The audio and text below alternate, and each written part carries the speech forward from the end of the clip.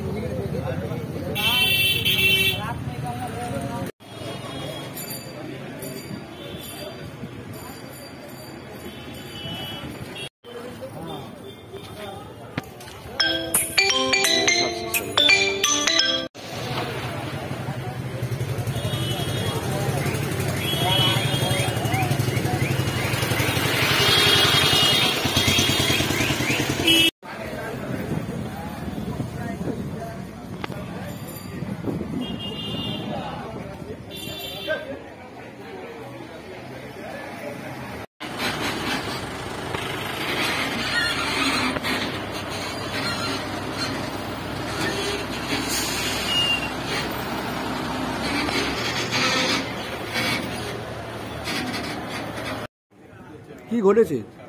ঘটেছে বলতে আমরা তো বাড়িতে ছিলাম, আমাদের নাইট গার্ড ছিল, শৈলেন্দার কালু ছিল।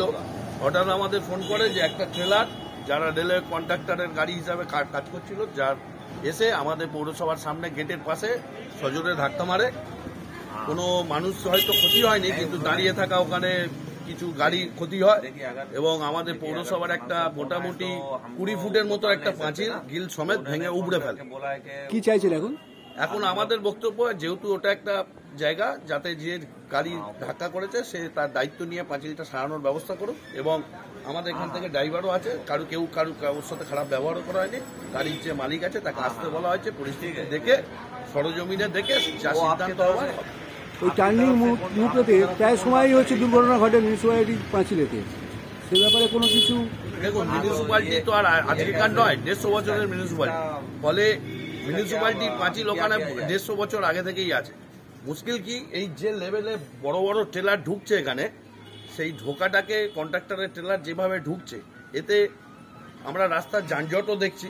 আমরা অনেক গভর্নমেন্টকে আমাদের তরফ থেকে জানানো হয়েছে রাস্তা সম্প্রসারণের যদি কিছু চিন্তা আমরা বা বিকল্প কোনো রাস্তা, আমরা অলরেডি সেটা আমাদের বিধায়কের মাধ্যমে, চেয়ারম্যানের মাধ্যমে আমরা প্রস্তাব দিয়ে পাঠিয়েছি।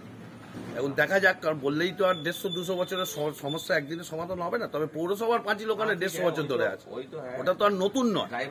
মানে গাড়ি সচেতনভাবে চালানো দরকার আছে। সতর্কতা, ওখানে স্পিড ব্রেকার অন্তত 20 স্পিডে যাতে বেরোয়, সেই রকম একটা চিন্তা ভাবনা করানোর চিন্তা করলে ভালো হয়। আমি প্রশাসনের কাছে অনুরোধ জানাবো যে অল টাইম ওখানে যদি একটা ট্রাফিক থাকে, পৌরসভা থেকে আমরা দিনের বেলাটা সামলাই, কিন্তু রাতের বেলা তো সম্ভব হয় না, সেটা প্রশাসনের কাছে আমরা অনুরোধ জানাবো আমাদের চেয়ারম্যানের মাধ্যমে।